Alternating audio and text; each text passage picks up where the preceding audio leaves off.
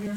I swim inside, and then I use my V-grip here on his tricep, and I want to start using my ear to control that arm just as well. Okay, so let's look at that again. That's like half of the battle right there. I think once you get it that far, you've got a good chance to finish. By the way, bad guy here is he's keeping his elbows in. That's why I'm having to like move his arms out of the way. If his arms were like this, I wouldn't have to go through all this mess, you know what I'm saying? But he's in real tight with his elbows, so I gotta take away these barriers so I can attack him. So, moving north-south, digging. Oh. Leaning my weight to the side, so this arm is very light. Back of my hand goes against his chest, and I swim through. And once I do, I want to like use my head and shoulder together so it's hard for him to move his arm around. Okay?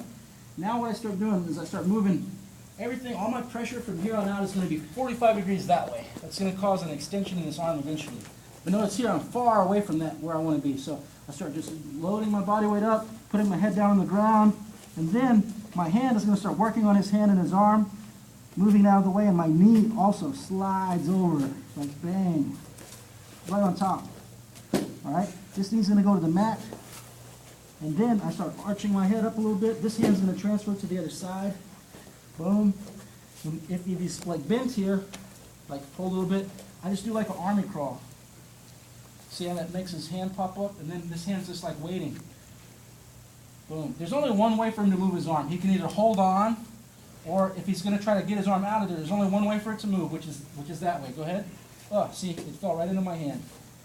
Then I lock my hands together and I bring my elbows real close. Do this very slow because it's super leverage on the elbow. All I do is I keep his wrist still, and the hold comes from this movement. It's not so much from the push down here. It's more from the lift this way. Here's my lever. Okay, so boom, that's the move. Okay. Look at it again. Whole thing. Scraping, clamping. You can't let him have that arm back. Okay, he wants to feel like he's isolated there, like his arm is all out of position. Leaning the weight to the side, back of the hand swims. Squeezing here. Okay, driving my weight 45. You're going to reach a point where you feel like you're not making any more progress. That's when I'm going to get on my toes. And then my knee comes in. Boom. Leg goes on the ground. I move my arm to the other side so I can start to attack. Boom. I raise my head up, and there's his hand just waiting for me. I grab the top of the hands. See, I was here like on his ribs. I release that, and I come back to get my own forearm, and my elbows go close together. Very little pressure is required. Boom. You get a nice hyperextension of the elbow. Okay, let's give it a try.